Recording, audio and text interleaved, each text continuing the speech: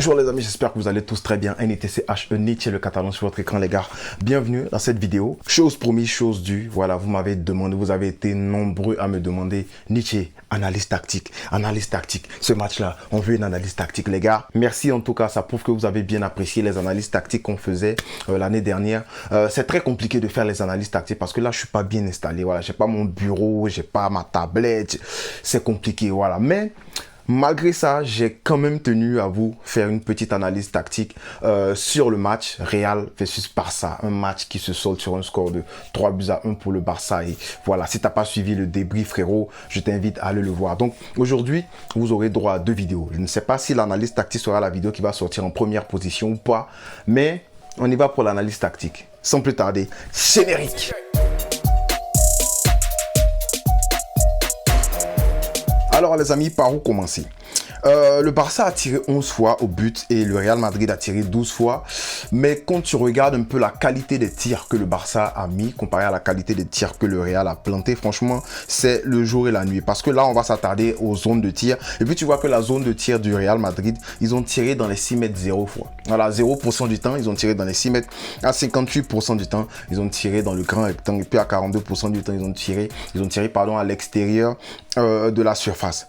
Tandis que le Barça, on a tiré à 18% dans la zone des 6 mètres, dans le petit rectangle là. C'est là-bas qu'on a marqué presque tous nos buts. Voilà, si tu remarques bien, c'est de là-bas qu'on a marqué presque tous nos buts. Donc voilà, ça te montre à quel point la zone d'action du Barça était franchement en face, dans le nez même de Thibaut Courtois. Thibaut Courtois, il a été obligé de faire deux très bons arrêts. Un arrêt de Dembélé et puis un arrêt de Lewandowski sur le côté. Voilà, dans le petit rectangle là-bas, ça te montre à quel point le Barça a eu la facilité de se retrouver devant Thibaut Courtois. Mais je sais, tu te poses la question, tu te demandes, mais Nietzsche, comment est-ce qu'on a réussi maintenant à se trouver dans la surface de Thibaut Courtois à plusieurs reprises? Parce que c'est ça qu'on veut voir, Nietzsche. C'est comment Xavi a réussi à faire ça. C'est ça qu'on veut que tu nous expliques. Et puis vous serez servis, les gars. Donc si en tout cas tu es d'accord avec moi, que tu veux que je t'explique comment Xavi s'est arrangé pour faire ça, n'oublie pas de mettre ton pouce bleu. N'oublie pas de liker la vidéo. Assure-toi que tu likes et que tu commentes la vidéo. Comme ça, on va essayer de faire de temps en temps des analyses tactiques. Bon, si on regarde un peu le positionnement des joueurs, les gars, on va voir que Pedri était beaucoup avancé. Voilà. On a l'habitude de dire que notre Pedri, quand il est très bas, ça nous plaît pas. Et même en Espagne, on s'est beaucoup plaint du fait que Pedri joue trop bas. On lui reproche ça, mais c'est pas sa faute, les gars. Si le coach lui demande de faire ça, il va le faire. Mais cette fois-ci, on a vu que Pedri était beaucoup avancé. Et ça me rappelle même le match contre Betis où il marque. Mais dommage, il marque, mais le but est refusé. Voilà, position de hors-jeu. Et puis, on était fâchés. Mais aujourd'hui, au moins, voilà, il a marqué son but. Bon, je dis aujourd'hui, mais il y a 2 jours, il a marqué son but. Et puis, ça a été validé. Donc, sa position ou son positionnement haut, on peut le dire comme ça, ça a été récompensé. Et on est très content. Si vous remarquez un peu, vous allez voir que Baldé est à peu près sur le même positionnement que Gavi. Bah, c'est parce que Baldé a été utilisé un peu comme ailier dans ce match-là. De temps en temps, dans le 3-4-3 de Xavi. On va parler du 3-4-3. En fait, c'est un 3-2-2-3 avec un double pivot, Busquets et puis Frenkie de Jong. Je vais essayer de mettre une image pour que vous voyez de quoi je parle. Mais voilà, je vais vous expliquer ça. Alors, on va commencer avec la première image, la façon dont le Barça utilisait le terrain.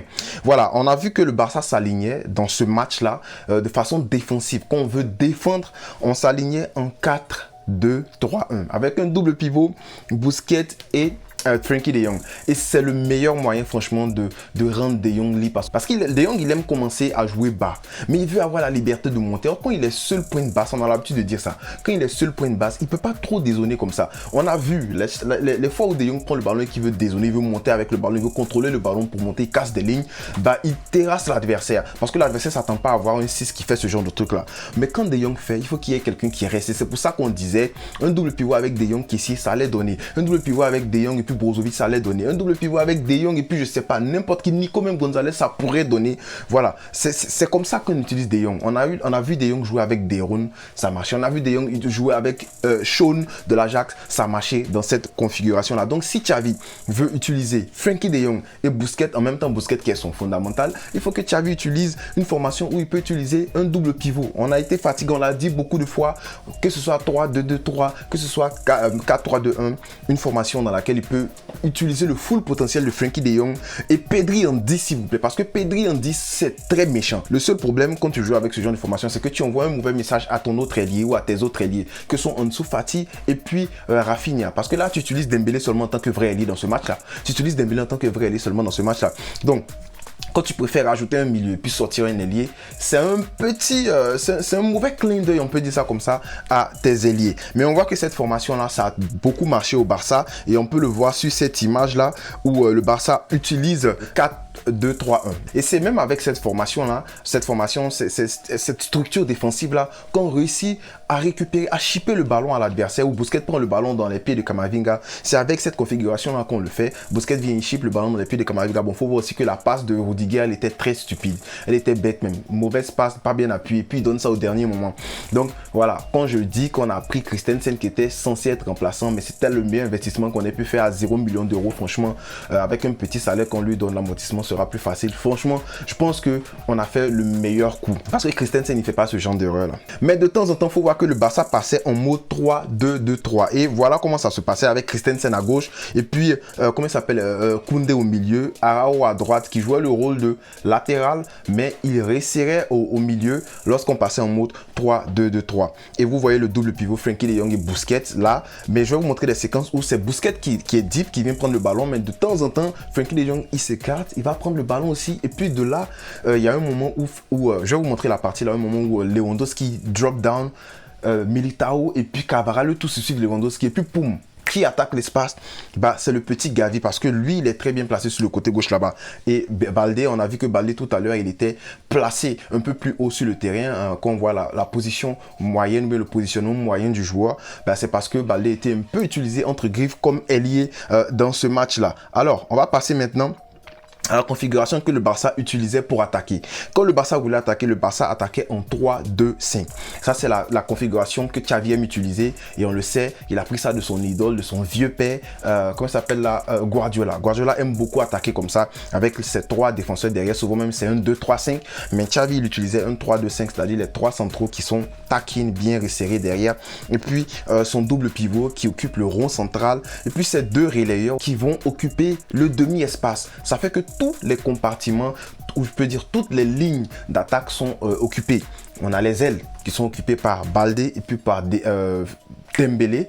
On a les demi-espaces qui sont occupés par les relayeurs qui sont Pedri et Gavi. Et puis on a l'axe qui est occupé par le grand, le méchant loup Lewandowski. On voit ici que le milieu du Real Madrid, ils essayaient de fermer. Ils savaient que la bataille, ça allait se faire au milieu. La bataille du match allait se faire au milieu. Donc, on voyait que, par exemple, Camavinga essayait d'avoir toujours les yeux sur Pedri, parce que Pedri jouait à droite, Camavinga coulissait à droite, et Toni Kroos, qui était censé être celui qui fait monter le ballon, parce qu'il est plus à l'aise à faire ça avec Modric aussi. La plupart du temps, si vous vous rappelez les Real, quand il jouait avec Toni Kroos, Modric et puis Casemiro, il montait, parce qu'il n'est pas à l'aise en balle au pied comme les deux autres. Donc, il montait, et c'est les deux qui faisaient évoluer le ballon. Donc, on a vu que cette fois-ci, c'est comment ça s'appelle, Camavinga qui occupe Pedri, De Jong est occupé par Modric, hein, ça nous rappelle un peu l'Ajax 2017-2018, et puis Valverde, bah, il taquine, il se colle un peu plus à Cavaral, parce qu'on sait que Cavaral défensivement c'est pas ça, donc Valverde il venait comme faire le cinquième défenseur dans cette position là, mais il surveillait beaucoup Gavi. Mais il faut voir que Baldé il emmerdait aussi de l'autre côté, parce qu'il était beaucoup trop rapide, beaucoup trop vif pour Cavaral, donc Valverde devait s'occuper de ces deux là en même temps. Alors sur cette image là, on voit par exemple que Camavinga qui a les yeux sur Pedri, bah il lâche Pedri d'un œil. Tu vois ce que Xavi a dit à Pedri. Sur cette séquence là, tu vois exactement ce que Xavi a dit à Pedri. Il y a eu un espace attaqué, paf, Pedri il est parti, mais Koundé ne pouvait pas servir Pedri parce que là la ligne de passe était coupée par Camavinga. Ici on voit même Rudiger avait essayé d'anticiper, et si vous remarquez bien là, Lewandowski demande à ce qu'on joue sur le côté de Dembélé et puis de Araujo. Sur la prochaine séquence que j'ai ici, on voit exactement ce que j'avais dit quand je dis que le Barça attaquait en 3-2-5, et on voit là un De Jong qui recule pour récupérer le ballon. Je vous avais dit que quand ces deux là jouent en double pivot, si Busquets par exemple là qui est marqué par Toni Kroos ne peut rien faire, bah, Frenkie de Jong il va essayer de venir plus bas que Busquets pour venir créer une situation. Et là on a vu que, si vous remarquez, vous voyez Lewandowski en train de monter, et là Militao qui a vraiment serré Lewandowski durant ce match là. On se dit que physiquement, faut se dire la vérité, il a quand même remporté la plupart des duels contre Lewandowski, mais c'est bien d'avoir un attaquant qui pèse comme ça, parce que Lewandowski quand il arrive là, il ouvre de l'espace. Je pense que sur la prochaine séquence, c'est ça qu'on va voir.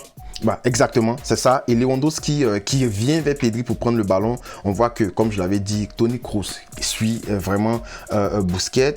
Camavinga toujours sur Pedri. Hein.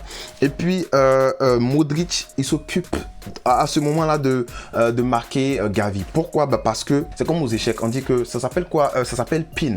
Quand tu pines un joueur, c'est-à-dire par exemple, moi je pine ton roi.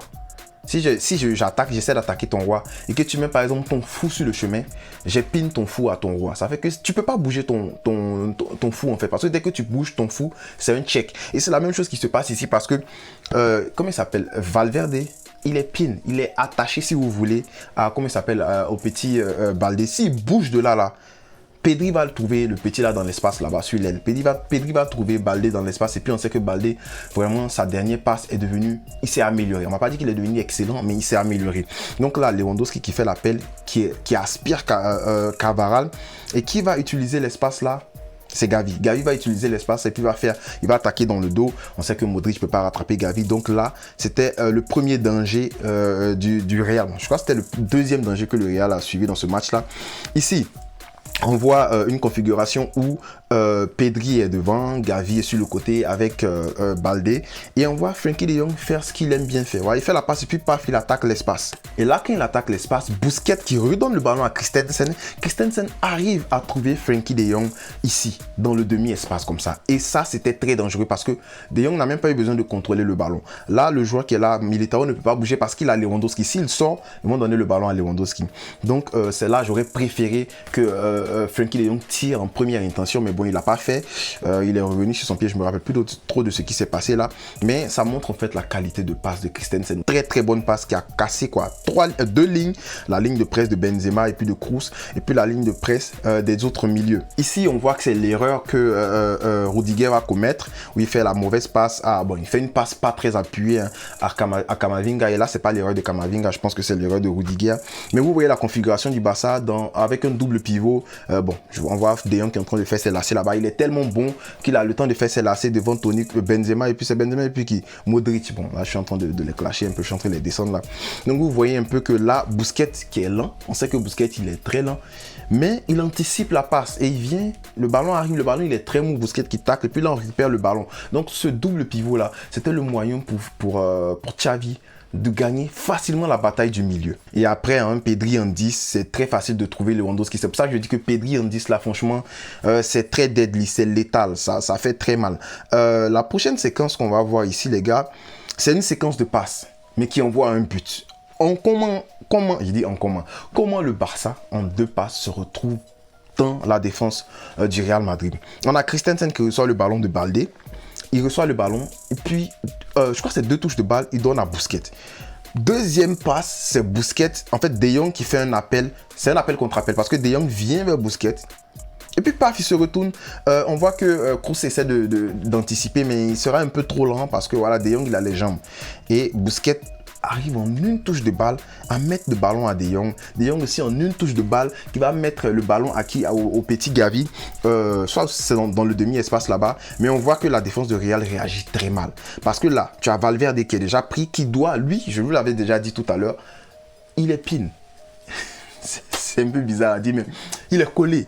Il est collé à, comment il s'appelle même, au petit Baldé. Il ne peut pas lâcher Baldé. Mais là, Carvajal sort sur ça c'est une mauvaise communication. Carvajal sort sur Frenkie de Jong parce que ça allait d'un ballon 50-50, mais Frenkie de Jong était beaucoup plus rapide. Et puis Militao, lui c'est un spécialiste des erreurs comme ça. Lui aussi se jette. Donc là on a le petit Gavi qui attaque dans l'espace et puis bon le demi-espace et puis boum, une très belle passe de Frenkie de Jong. Ça a été fait en quoi? En 2 passes s'il vous plaît. Là maintenant on va passer à au prochain but et voilà. Le petit Pedri qui attaque de l'autre côté là-bas, Dembélé qui a fait quand même un très bon match. Dembélé qui presse de l'autre côté, c'était Ceballos. Je comprends maintenant pourquoi Ceballos a tiré les cheveux de Gavi. Parce que Gavi lui l'a fait passer pour un nulard. Il fait une passe dans l'axe comme ça, une passe au cordeau comme ça, dans l'axe à Militao.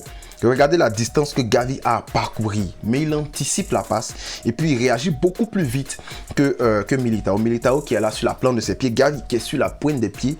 Gavi anticipe le ballon. Donc il y a quoi? C'est peut-être 7 mètres comme ça, 7 à 8 mètres que Gavi doit parcourir. Militao, c'est 3 mètres Mais Gavi arrive en premier. Pourquoi? C'est parce que le petit il anticipe. C'est parce que le petit il est toujours sur ses gardes. C'est parce que le petit il est toujours prêt à faire les courses. Et c'est pourquoi Xavi a préféré le mettre à gauche cette fois-ci. Xavi l'a mis à gauche parce qu'il savait que lui, le petit là, il aurait pu prendre facilement Carvajal et puis Valverde sur le côté là-bas. Donc, il prend le ballon et puis boum, c'est de là que le but vient. Je voulais montrer cette séquence là pour en fait saluer le travail de Gavi parce qu'en fait, il faut avoir les jambes pour faire cela, mais il faut aussi avoir le cœur. Il faut avoir aussi la lecture du jeu. C'est pas facile dans le foot là, moi je vous dis direct. Donc voilà, Gavi qui récupère le ballon. Il fait une passe en une touche de balle, je pense, il fait la passe à Lewandowski. Lewandowski qui va contrôler le ballon et puis prendre son temps. Il essayait de voir qu'est-ce que Mendy allait faire là. Je crois que c'était Mendy et Rudiger, ils étaient là. Ouais, c'est ça. Qu'est-ce qu'ils allaient faire là? Comme il n'y avait personne sur Gavi, il la donne à Gavi. Et franchement, la façon dont Gavi place le ballon pour Pedri de l'autre côté là-bas, il n'y a rien à dire. En 2 fois, il est en face de Rudiger. 2 fois, il arrive à passer le ballon. Une fois entre les jambes de Rudiger et l'autre fois au deuxième poteau. C'est avec le pied gauche, les gars. C'est avec le pied gauche. Donc, tous les gens qui ont traité Gavi de bourrin, de tonneau vide, qui ne sait pas jouer au ballon, franchement, il a fermé, il a coulé le bec aujourd'hui. Parce que mettre un centre comme ça, millimétré, à un gars que tu le vois même pas, il est derrière là-bas, millimétré, pied gauche à Pedri, franchement, faut pouvoir le faire. Pedri aussi qui finit de son pied gauche. Ces petits-là, franchement, pour 10 ans, on a ces gosses-là, je suis très content. Donc voilà les gars, je pouvais pas faire toutes les séquences, mais je pense que cette vidéo sera quand même longue. J'espère que vous avez aimé l'analyse tactique qu'on a pu faire là, l'analyse, je pourrais dire l'analyse des séquences du Barça. Voilà, on a vu presque tout dans ce match là et franchement je suis satisfait. J'espère que le Barça va comprendre qu'il faut garder cette énergie là durant toute la saison. C'est ça en fait. Il y aura des blessés, il y aura des moments difficiles, il y aura des moments où on va faire des matchs nuls, il y aura des moments où les arbitres vont nous fatiguer. Il va falloir qu'on garde cette discipline-là défensive, cette discipline-là offensive. Il va falloir qu'on soit tueur devant les buts si on veut au moins avoir 3 trophées cette saison. On peut avoir la Liga, on peut avoir l'Europa League, même la Copa del Rey, on peut l'avoir. Ça dépend de nous maintenant. Donc voilà, j'espère que vous avez aimé la vidéo. N'oubliez pas de lâcher un like si vous avez apprécié l'analyse tactique. Et je pense que si la vidéo a beaucoup de bons retours, c'est-à-dire des commentaires, des likes, des partages, on va pouvoir faire d'autres analyses tactiques. Donc, on ne cessera jamais de le dire, les gars. Visca El Barça.